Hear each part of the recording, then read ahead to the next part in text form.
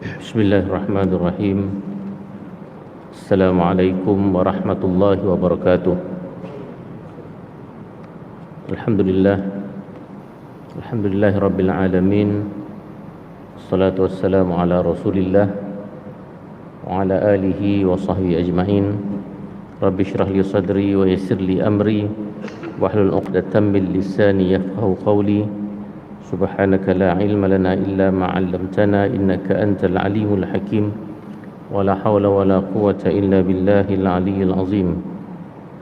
Allahumma zidna ilma warzuqna fahma. Allahumma aftah alaina futuhal arifin warzuqna fahman nabiyyin bijai khatamil mursalin.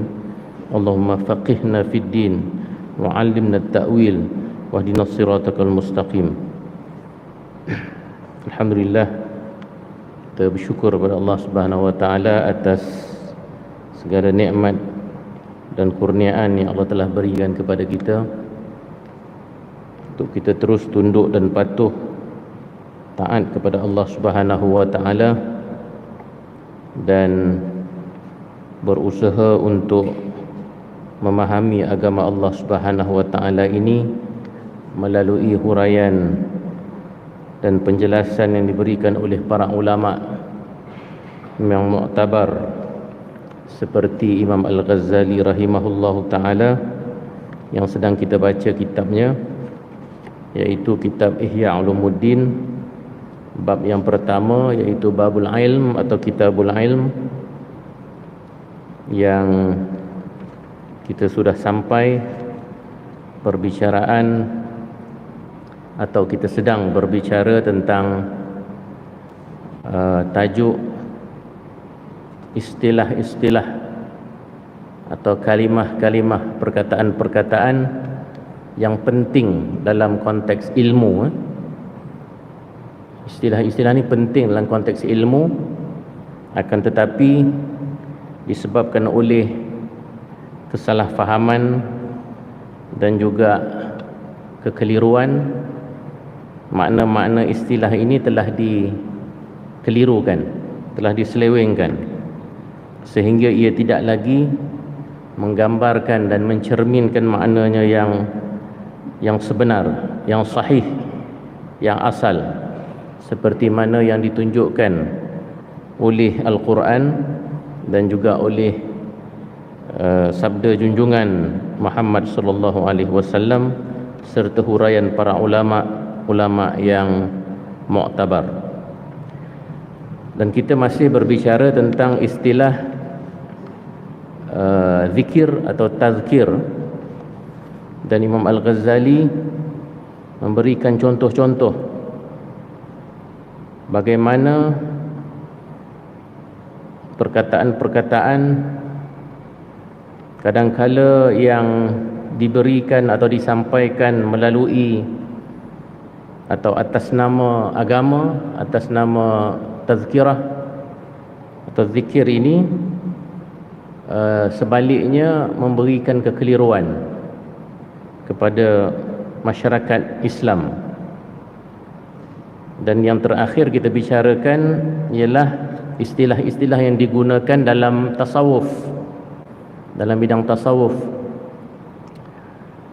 yang dinamakan syatahat. Syatahat ini merujuk kepada kata-kata golongan sufi yang ekstrim dalam arti kata mereka lebih menekankan aspek keasyikan dan fana mereka pada Allah Subhanahu wa taala, sehingga pengalaman-pengalaman rohaniah itu dizahirkan dalam bentuk perkataan-perkataan, dizahirkan dalam bentuk kata-kata yang mengelirukan. Dan kadang-kala mereka sendiri, kata Imam Al-Ghazali, tidak memahami dengan betul apakah yang mereka cuba sampaikan. Tetapi zahirnya nampak tinggi lah, nampak canggih lah, istilah-istilahnya itu. Pengalaman itu pengalaman yang tinggi, pengalaman ma'rifah yang tinggi. Kita tidak menafikan bahawa Allah Ta'ala memberikan ilmu-ilmu yang bersifat sebegini kepada hamba-hambanya yang diizinkan Allah Subhanahu Wa Ta'ala, yang dekat dengan Allah Subhanahu Wa Ta'ala. Tetapi kita juga diingatkan supaya pengalaman-pengalaman yang kita tidak jelas, kita sendiri tidak pasti, dan kita juga tidak mampu untuk menyampaikan makna-makna itu kepada orang biasa, khususnya orang awam, yang itu kita dilarang untuk menyampaikannya. Ada hadis Nabi yang jelas, nanti kita bacakan. Ada hadis Nabi yang jelas melarang perkara tersebut. Okey, kita sambung pembacaan kita pada muka surat 148. 148 berkata tentang syatahat ini. Syatahat ini maksudnya kata-kata yang tidak difahami tapi nampaknya menarik.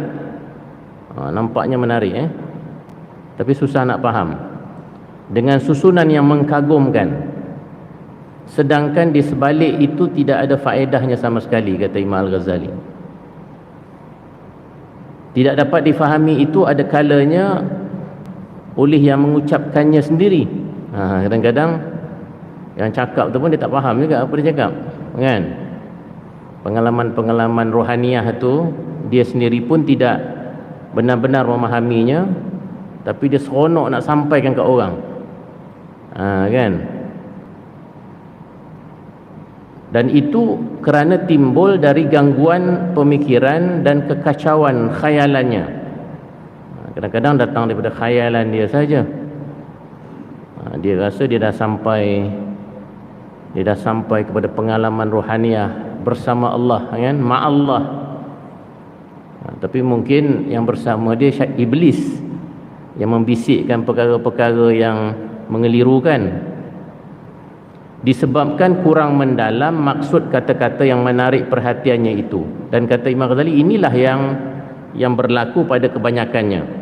Walaupun ada yang mengalami pengalaman kerohanian yang benar itu, tapi yang banyak itu lebih kepada kekeliruan ataupun khayalannya sahaja. Dan ada kalanya dapat difahami tetapi tidak sanggup memahaminya dan mendatangkannya dengan kata-kata yang menunjukkan isi hatinya. Kadang-kadang pengalamannya itu boleh difahami tetapi dia sendiri tidak mampu untuk menyampaikannya kepada yang lain. Kan, kadang-kadang ada benda yang kita faham tapi kita nak sampaikan kepada orang tu tak berapa sampai. Kalau kita asyik bercakap dengan orang, lepas tu orang kata, what is your point? Kan? Kalau yang dalam bahasa Inggeris lah, kan. Kalau orang asyik tanya kita, what is your point? Itu makna orang tak faham lah apa kita cakap tu. Apa makna, apa yang kau nak sampaikan ni? Maknanya orang tak faham. Walaupun kita mungkin rasa kita dah faham dan kita dah sampai kepada satu pengalaman. Ini bukan tentang tasawuf saja, kan, benda-benda lain pun macam tu juga. Yang jadi cikgu, yang jadi lecturer, itu mungkin mereka telah diajar cara menyampaikan tu, kan. Teaching method tu ada, yang English TESOL, kan, teaching language as teaching English as second language. Itu teaching yang bidang pendidikan, mungkin mereka ada cara, tahu cara pedagogi mengajar itu. Tapi yang tak ada kepakaran ataupun yang tak ada kemahiran, dan ini kadang-kadang benda ni dia common sense. Kalau orang tu bijak, insya-Allah ada kebijaksanaan, dia mampu untuk menyampaikan perkara-perkara yang tinggi.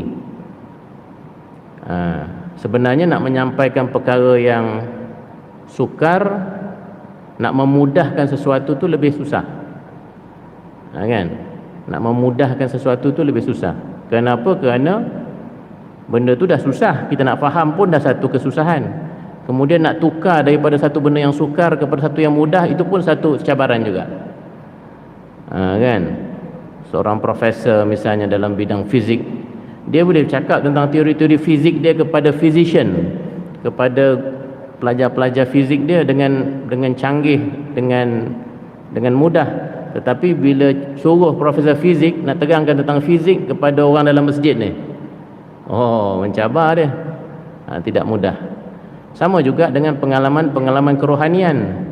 Pengalaman kerohanian ini benda-benda yang tinggi, benda-benda yang ghaib, benda tentang ketuhanan. Tidak mudah untuk kita menyampaikannya, dan malah menjadi fitnah. Akan menjadi fitnah apabila kita memandai-mandai menyampaikan sesuatu yang memang sukar untuk disampaikan, malah mungkin tidak perlu pun untuk disampaikan kepada orang awam. Jadi itu yang dimaksudkan oleh Imam Al-Ghazali.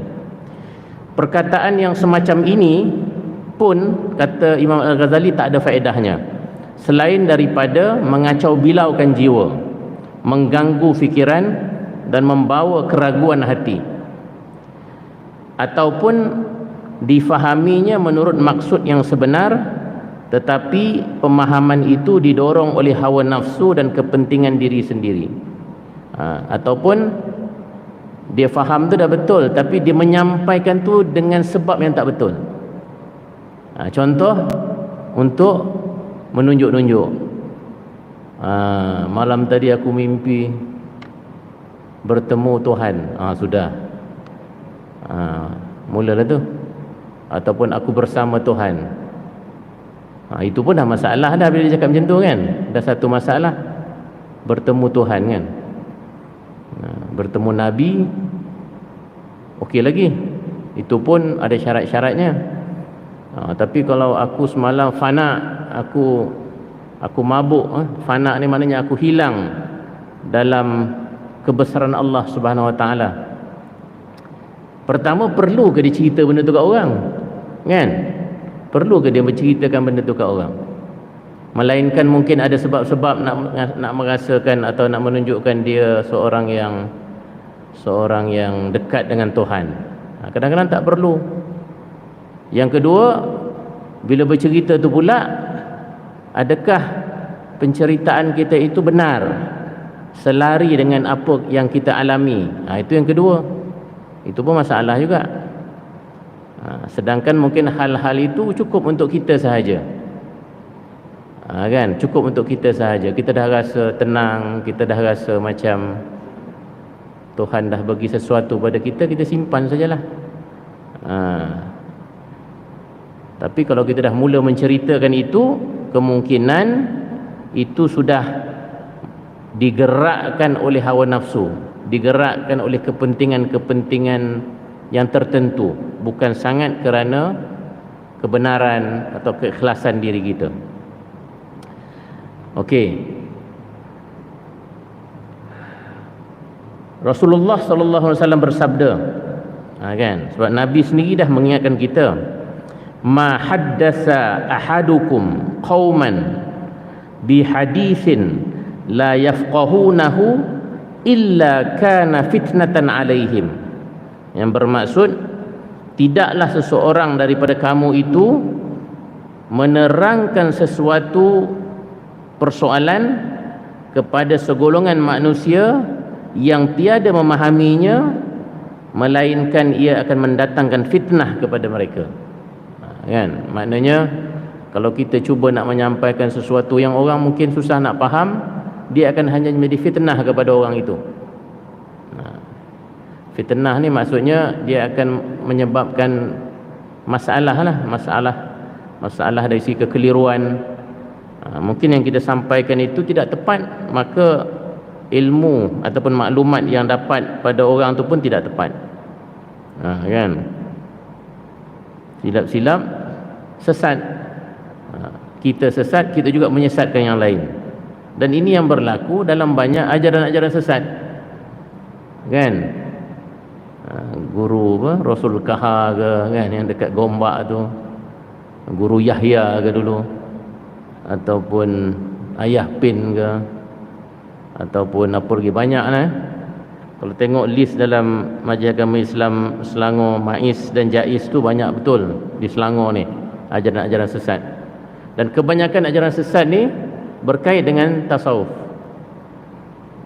Kerana apa? Kerana yang belajar tu, satu dia tak habis belajar, satu dia tak habis belajar. Baca mungkin belajar dengan bapak dia sekejap, belajar dengan guru, kan. Masa belajar duduk belakang aja, duduk relax-relax belakang, goyang kaki aja. Tapi satu dua yang dia dapat tu, dia pergi kelentong orang pula, kan, dia cerita kat orang. Orang yang tak tahu langsung dengar benda tu, hebatlah. Kerana bahasa-bahasanya merupakan bahasa yang tinggi-tinggi, bahasa ketuhanan belaka. Jadi mungkin ilmunya tidak cukup. Yang belajar betul-betul tak apa, yang belajar tasawuf secara mendalam dan daripada kitab-kitab yang muktabar, itu tak ada masalah. Tapi ini yang belajar sekerat-sekerat. Yang keduanya, mengambil aspek-aspek yang bersifat tinggi ni. Dalam tasawuf ni dia ada tasawuf tinggi, ada tasawuf yang sifatnya lebih muamalah sifatnya. Imam Al-Ghazali ni banyak huraian-huraian Imam Al-Ghazali bagi dalam Ihya Ulumuddin ni sifatnya sifat yang muamalah, sifat yang kita boleh amalkan. Contoh, sifat sabar, macam mana nak mendidik hati tu biar sabar. Sifat takut dengan Tuhan, khauf. Sifat harap dengan Tuhan, raja. Sifat syukur kepada Allah Ta'ala. Kan sifat-sifat ni penting dalam diri dan memang kita boleh amalkan. Sebab itu Imam Ghazali menamakan semua ilmu yang ditulis dalam kitab Ihya Ulumuddin ni sebagai ilmu muamalah. Hari ni ilmu muamalah kita duk ingat ilmu bank tu, banking tu, bank muamalah tu. Itu dah disempitkan makna muamalah. Sedangkan muamalah ini ilmu yang kita boleh amalkan. Ilmu yang kita boleh amalkan. Dan amalan tu bukan semata-mata amalan dengan anggota jasmani, tetapi amalan yang penting juga amalan hati kita. Amalan hati kita. Macam mana nak rasa syukur, macam mana nak rasa mahabbah Allah, rasa kasih sayang, macam mana nak rasa muraqabah, rasa dekat dan rapat dan dekat dengan Allah Subhanahu Wa Taala, macam mana nak rasa khusyuk, macam mana nak bertawajuh dengan Tuhan. Itu semua yang diajar dalam tasawuf yang bentuknya muamalah. Tapi dalam tasawuf juga ada tokoh-tokoh ulama tasawuf ni yang dia bercakap benda yang tinggi, tentang wujud misalnya, tentang hakikat wujud. Wujud ni sebenarnya sebahagian daripada perbahasan itulah, wujud ni sebenarnya hanya satu saja. Yang ada wujud yang hakiki hanya wujud Allah Ta'ala saja. Wujud yang lain ni semua sifatnya fana, sifatnya wujud yang tidak hakiki. Ini perbahasan ni dia dah tinggi ni. Perbahasan ni dah tinggi. Dia bukan sangat untuk diamalkan macam tadi itu, masalah hati. Ini masalah ketuhanan. Yang ini, bab-bab yang tinggi ni, dia tidak semua orang boleh. Tak semua orang boleh sampai kepada kefahaman tentang wujud, tentang wujud Allah yang hakiki dan wujud manusia yang fana. Lapisan-lapisan maratibul wujud itu, yang itu dah perbahasan yang tinggi. Takut kita, kebimbangan kita ialah kalau kemampuan akalnya rendah. Kemampuan akalnya rendah, belajar benda-benda tu, pergi, saya tak nak baca ihya ni rendah punya, level muamalat saja, saya nak yang level wahdatul wujud punya. Belajar pun dekat dalam lautan kan, dia tak main lah belajar dekat masjid macam ni. Dia special punya kelas. Guru pun guru yang special. Tapi kemampuan tak ada. Seronok tu ada, rasa syok nak berserban besar, pakai apa semua kan, jubah, supaya dipanggil sebagai al-arif billah, orang yang ada makrifat. Kalau dah tak ada kemampuan pergi juga, yang itu yang akhirnya membawa kepada kekeliruan, membawa kepada perkara-perkara yang disebut oleh Imam Al-Ghazali. Imam Al-Ghazali yang begitu hebat kemampuan dan ketokohan dan kesarjanaannya pun, beliau tidak membincangkan perkara-perkara tersebut banyak. Ada Imam Ghazali ada bincangkan dalam kitabnya Mishkatul Anwar, ada beberapa kitab Imam Ghazali bicarakan benda itu, tapi itu bukan kitab popular, itu bukan kitab untuk orang awam. Itu kitab-kitab yang khusus. Tapi yang awam yang ni lah, Ihya Ulumuddin ni. Sebab itu Ihya ni begitu masyhur sekali.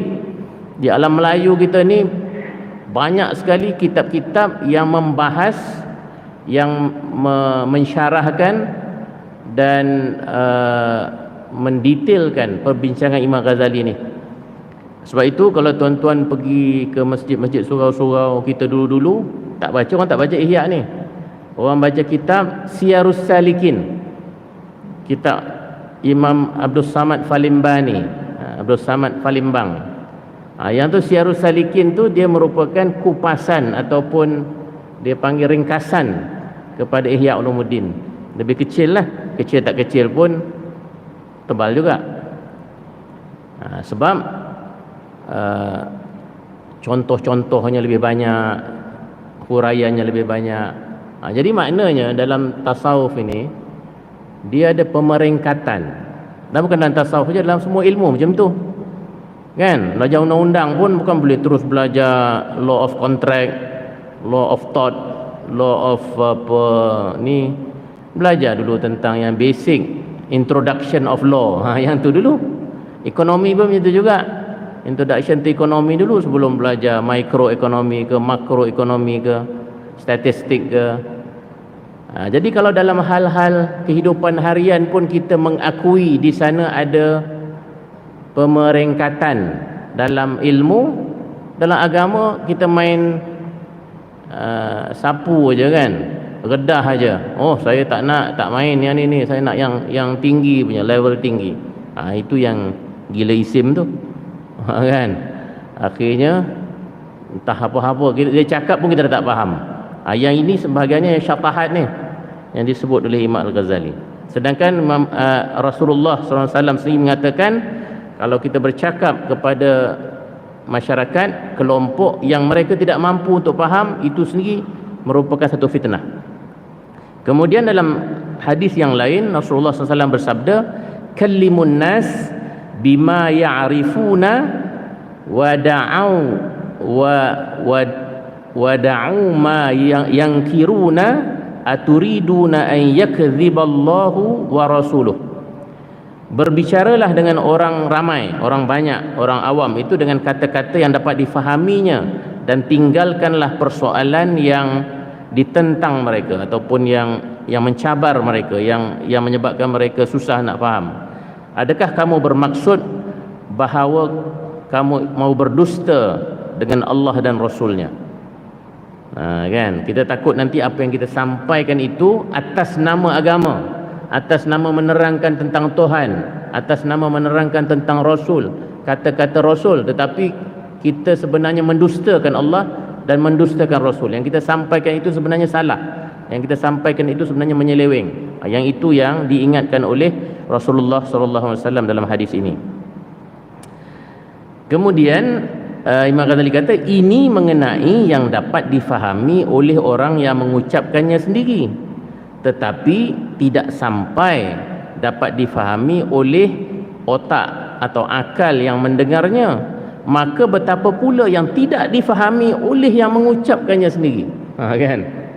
Benda yang kita faham tapi kita susah nak sampaikan pun Nabi kata jangan buat, jangan sampaikan. Ini kan pula kita sendiri tak faham, nak sampaikan juga. Memang confirm lah sesat lagi menyesatkan. Kita pun tak berapa nak faham lagi perkara yang kita belajar tu, tapi dah cepat nak menyampaikan kepada yang lain. Itu yang jadi banyak yang sesat tu. Paling kurang kita faham dulu, kita belajar, kita fahamkan. Itu pun kata Rasulullah, itu pun tak semua kita boleh sampaikan. Ini kan pula benda yang kita sendiri pun belum habis faham, kita nak sampaikan. Maknanya ada dua kekeliruan. Kita keliru, yang dengar lagi keliru. Yang pertama tadi paling kurang kita faham, cuma nak sampaikan tu orang tak faham. Tapi yang kedua tu teruk sangat, kita tak faham, orang yang kita cakap pun tak faham. Okey, jikalau difahami oleh yang mengucapkannya tetapi tidak yang mendengarnya, maka tidak boleh diucapkan. Itu dia punya kaedah, mudah aja. Kalaulah yang kita cakap itu difahami oleh kita sendiri tapi tidak kepada orang yang mendengarkan, elok jangan cakap. Elok jangan bercakap. Berkata Nabi Isa alaihi salam, janganlah kamu letakkan ilmu hikmah pada bukan ahlinya, maka kamu berbuat aniaya kepada ilmu hikmah tersebut. Kita bukan sekadar menzalimi orang yang dengar tu, kita menzalimi ilmu tu sendiri. Ilmu yang kita sampaikan tu kita zalim. Zalim ni maksudnya apa? Zalim ni lawan kepada adil. Adil ni maksudnya meletakkan sesuatu pada tempatnya. Itu adil, kan? Meletakkan sesuatu pada tempat. Sebab semua benda ada tempatnya. Kalau periuk belanga letak dekat atas katil, kita punya bantal cadar letak atas dapur, itu kita zalim, kita tidak adil, kerana kita tidak meletakkan sesuatu pada tempatnya. Dan kita zalim itu bukan zalim kepada satu benda, kita zalim pada banyak benda. Kita zalim kepada bantal, kita zalim kepada dapur tu sendiri, kita zalim kepada bilik tidur kita, kerana bilik kita tidur kita tidak dapat yang sepatutnya dia dapat. Bilik tidur sepatutnya ada bantal, tapi bantal dah ada dekat dapur. Jadi kita zalim kepada bantal, kita zalim kepada bilik tidur, kita zalim kepada dapur, kita zalim kepada diri kita sendiri kerana jahil, kerana tak meletakkan ilmu pada tempatnya. Jadi banyak sebenarnya kezaliman yang kita lakukan kalau kita tidak mempunyai ilmu yang betul dan melakukan sesuatu yang tidak berdasarkan ilmu yang kita ada. Dan itu yang diingatkan oleh Nabi Isa alaihi salam. Dan janganlah kamu larang pada ahlinya, maka kamu berbuat aniaya kepada ahlinya itu. Sebaliknya, kalau orang yang sepatutnya kita bagi tahu, kita tak bagi tahu, itu pun zalim. Kan? Tadi kita bagi tahu kepada orang yang tak layak tahu, dia tak boleh faham kita sedap-sedap cerita, nak tunjuk action, nak tunjuk kita hebat, ada pengalaman itu dan ini. Tetapi kepada orang yang sepatutnya kita sampaikan tapi kita tak sampaikan, itu pun zalim. Kepada pelajar misalnya, kalau kita seorang guru, sepatutnya kita menyampaikan ilmu tapi ini tidak menyampaikan ilmu yang sepatutnya, itu pun zalim juga. Sebab itu para ulama macam Imam Al-Ghazali tadi, dia tulis kitab tu, ada kitab untuk orang awam, ada kitab untuk ilmuwan, untuk orang yang tahap akal dan ilmunya tinggi. Jadi orang yang belajar, dia kena tahulah yang mana dia sepatutnya belajar dulu. Jangan nak melompat mencari ilmu yang khusus untuk orang yang tahapnya tinggi. Dan setengah-setengah orang tu memang dia tak boleh, memang tak boleh. Kalau kata lembab kan marah, tapi memang dia tak boleh. Kalau kelas dulu dia masuk kelas lembam. Ada, saya dulu darjah 1, ada satu kelas tu memang khas, namanya kelas lembam. Lembab ke lembam Tapi memang kalau kita pergi, masa tu orang tak tahu lagi autism, kan? Orang tak tahu lagi penyakit autism, penyakit disleksia lah, apa macam-macam bentuk psikiatri punya masalah hari ni. Semua masuk satu kelas saja, lembab. Semua kelas lembab belaka. Macam-macam jenis kita tengok kawan-kawan kita kat situ. Tapi itulah, yang dalam kelas tu memang tak boleh naik punya. Berapa tahun duduk kat sekolah tu pun kat kelas tu lah dia duduk, sebab memang kemampuan akalnya tak sampai. Jangan kita paksakan orang yang tak sepatutnya belajar tahu, kita sampaikan. Dan orang yang sepatutnya tahu, kita tak ajar pula. Yang bijak-bijak tu, kita rendahkan dia pula. Sistem kita kat Malaysia ni tidak fleksibel. Dekat Amerika boleh lompat kelas. boleh lompat kelas. So satu, kalau di universiti kita boleh interdisciplinary. Kalau kita buat degree dalam bidang sains, kita boleh buat master dalam bidang social science. Kat Malaysia tak boleh. Kita strict.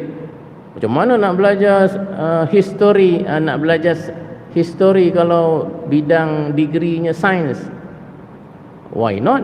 Kan kita tak tahu, orang tu bijak. Walaupun dia belajar sains dulu, tapi otaknya bijak, dia boleh saja pergi ke social science, ke even religion ke, kan. Tapi kita kat Malaysia ni nampak agak strict sikit. Lompat kelas pun tak boleh. Jadi budak yang betul-betul bijak, patutnya dia dah tak perlu lalu dah.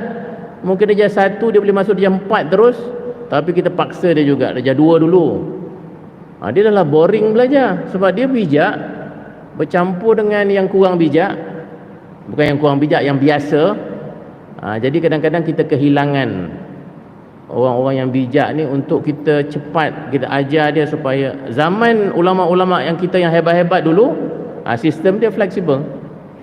Ibn Sina ada dia punya autobiografi. Ini saya dah ulang banyak kali lah. Kalau yang ulangan tak maaf, tapi secara ulangan pun penting, sebab kalau lupa, kan.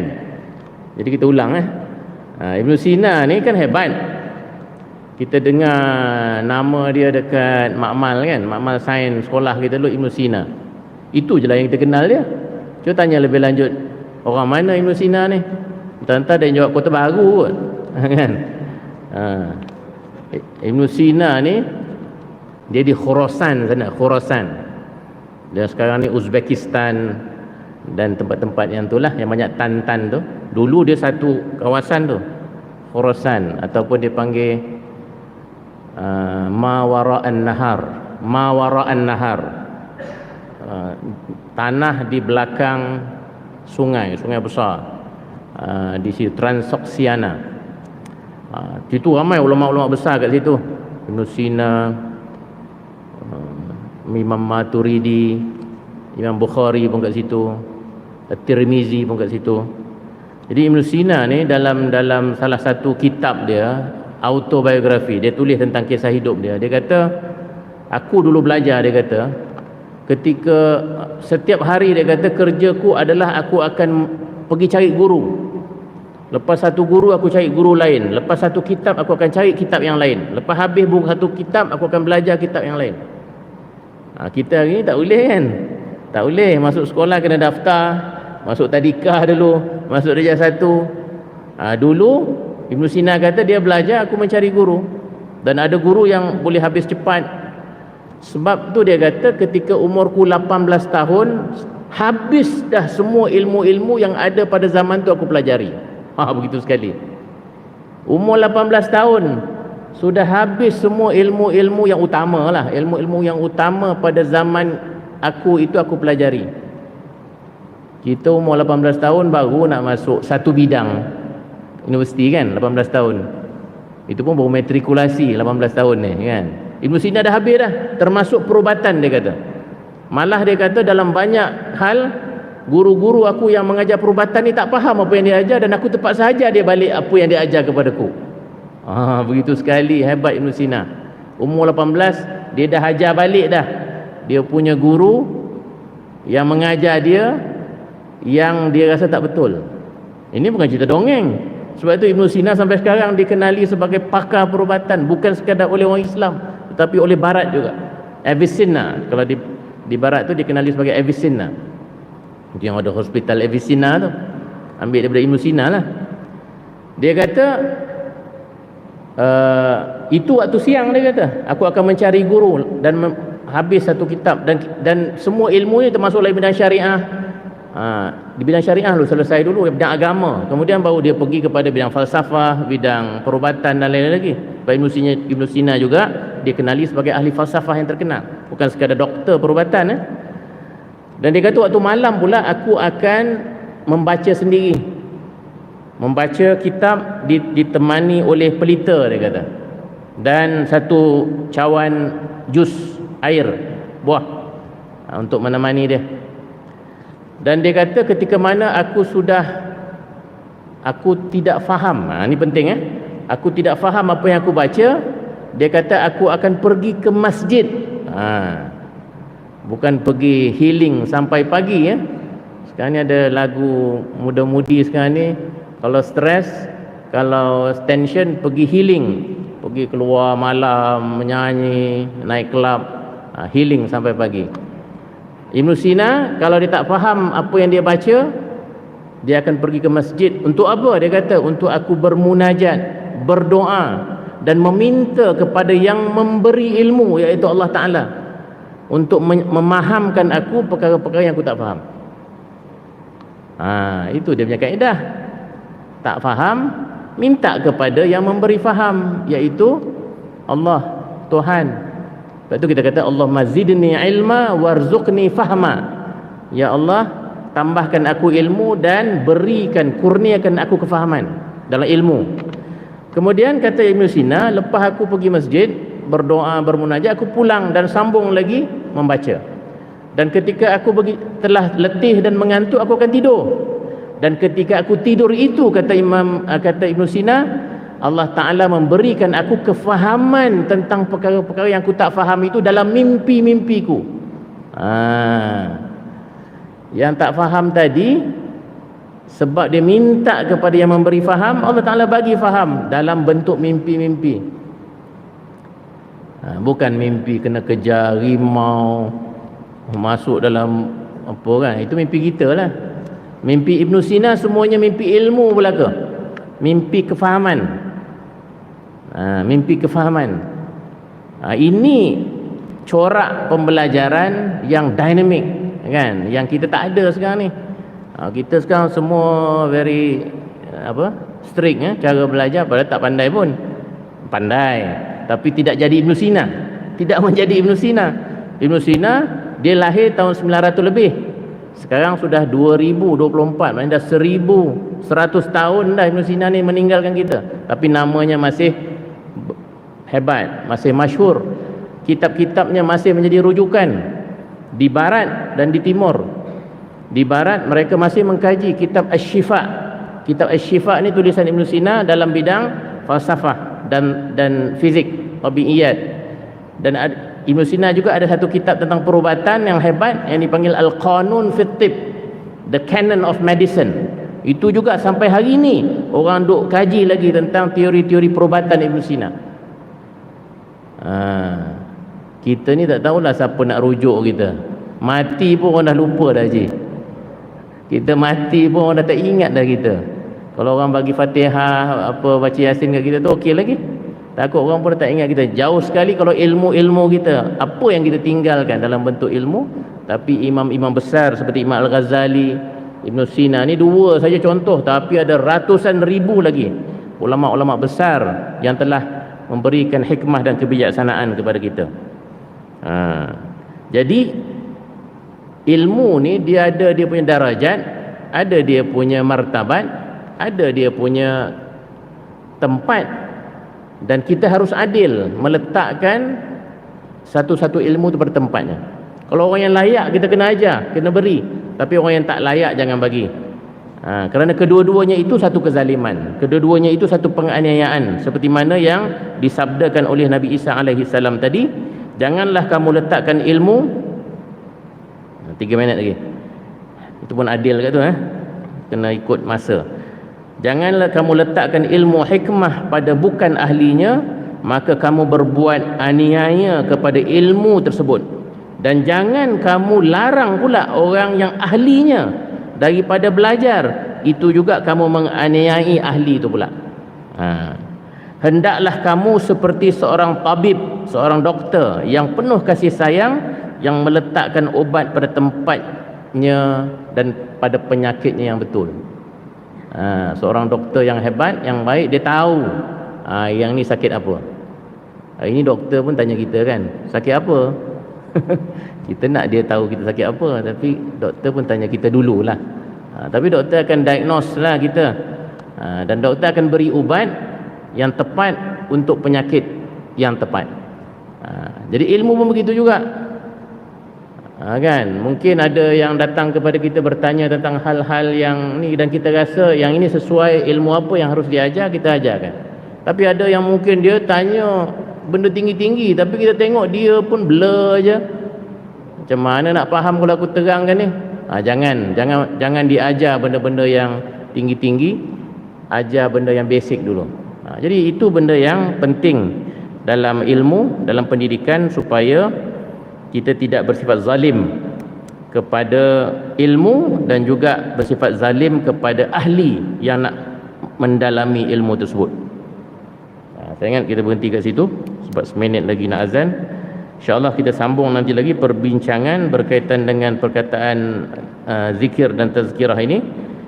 Kemudian kita bergerak kepada istilah yang seterusnya, iaitu hikmah. Hikmah itu perkataan yang terakhir saya ingat yang kita nak bincang dalam bab ini sebelum kita pergi kepada bab-bab yang lain.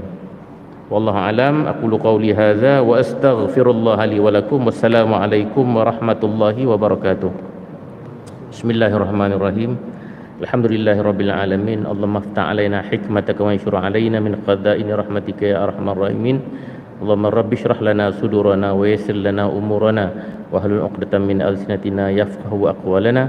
Rabbana atina fid dunya hasanah wa fil akhirati hasanah wa qina adzabannar. Walhamdulillahirabbil alamin.